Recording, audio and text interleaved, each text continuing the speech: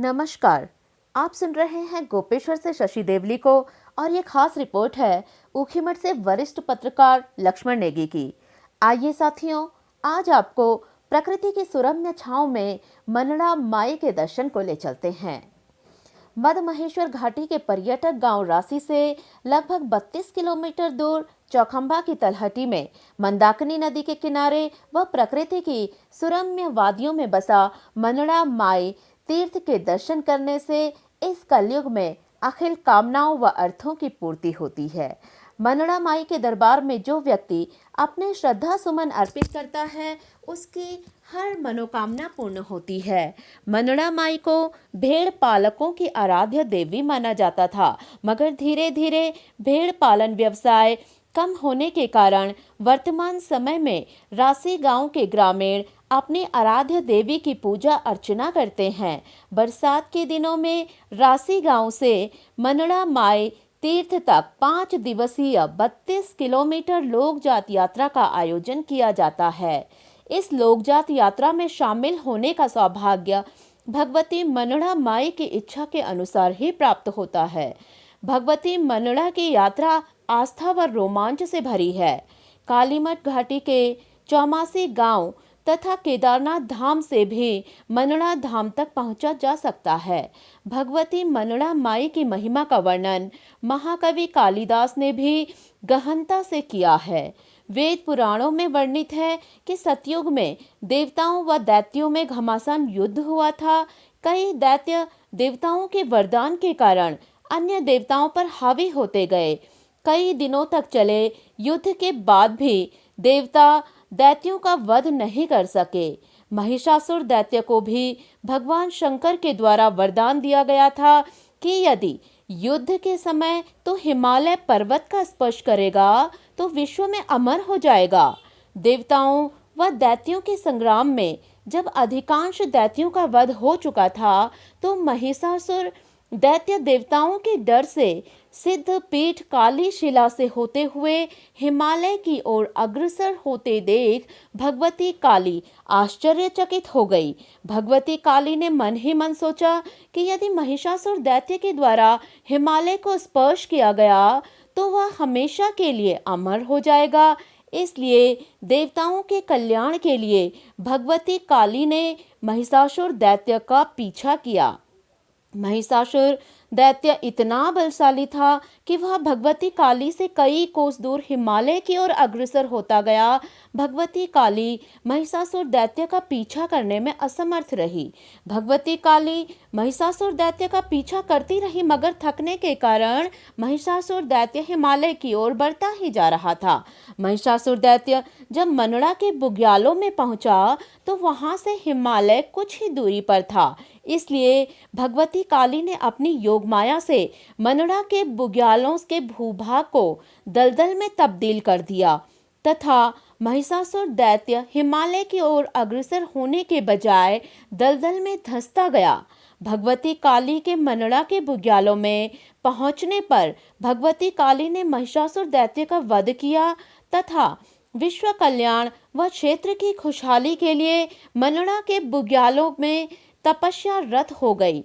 तब से भगवती काली का दूसरा स्वरूप मनड़ा माई के रूप में पूजित हो गया तथा मनड़ा के बुग्याल मनड़ा धाम से विख्यात हो गए।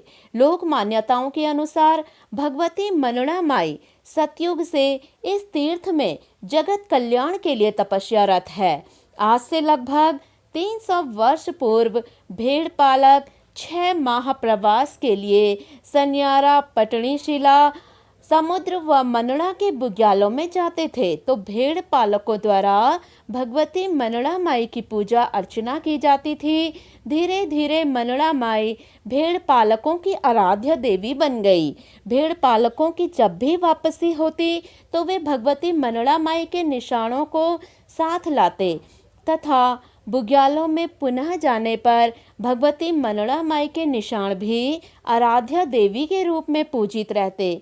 समय चक्र के अनुसार भेड़ पालन व्यवसाय कम होता गया तो भेड़ पालकों ने भगवती मनड़ा माई की डोली को भगवती राकेश्वरी के मंदिर में विराजमान किया तथा तब से लेकर आज तक रासी गांव के ग्रामीणों व हक हकूकधारियों द्वारा भगवती राकेश्वरी सहित भगवती मनड़ा माई की पूजा व अन्य परंपराओं का निर्वहन किया जा रहा है।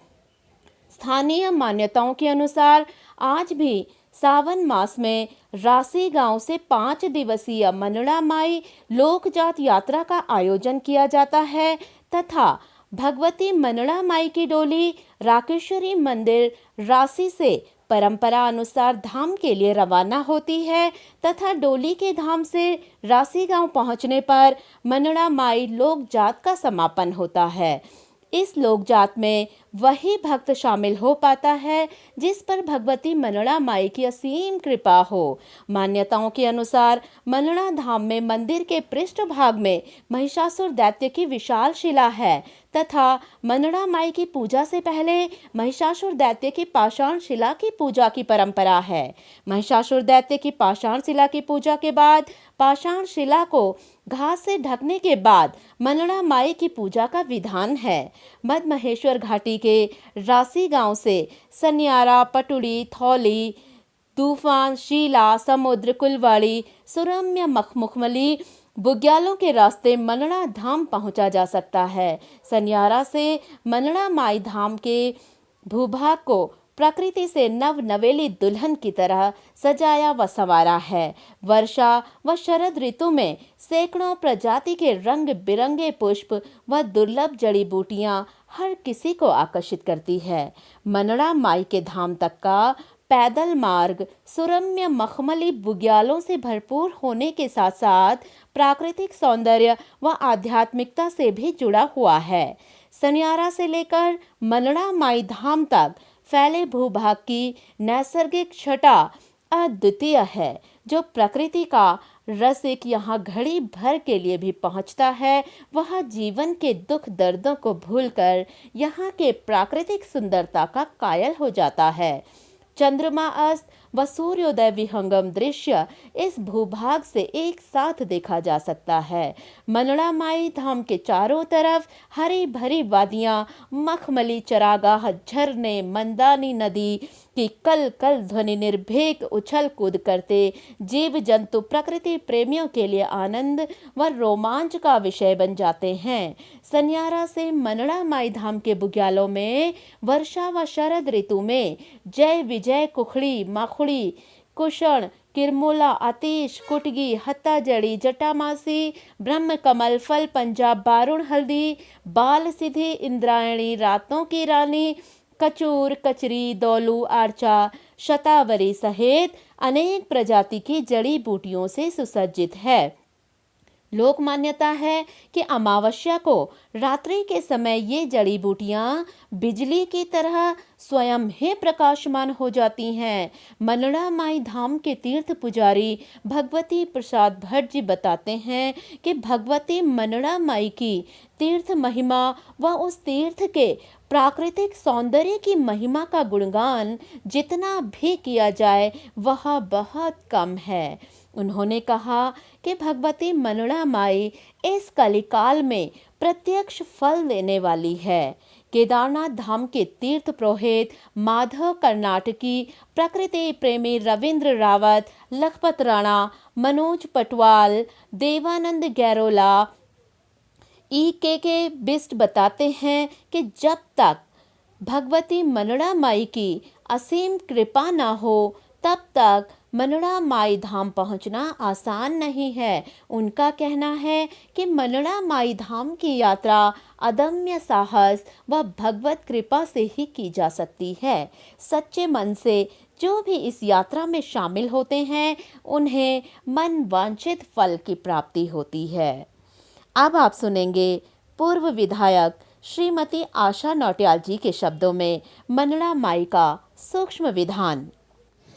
चौखंबा की तलहटी में स्थित प्रसिद्ध सिद्ध पीठ माँ मनड़ा माई का मंदिर है, जहाँ बहुत देश के प्रसिद्ध राजनेता दीदी उमा भारती और उत्तराखंड के पूर्व मंत्री आदरणीय गांववासी जी भी उस ऐसे सिद्ध पीठ में आ चुके हैं और वहाँ पर माता का आशीर्वाद लेकर के एक दिन रात्रि विश्राम दीदी उमा भारती जी ने वहाँ पे किया था।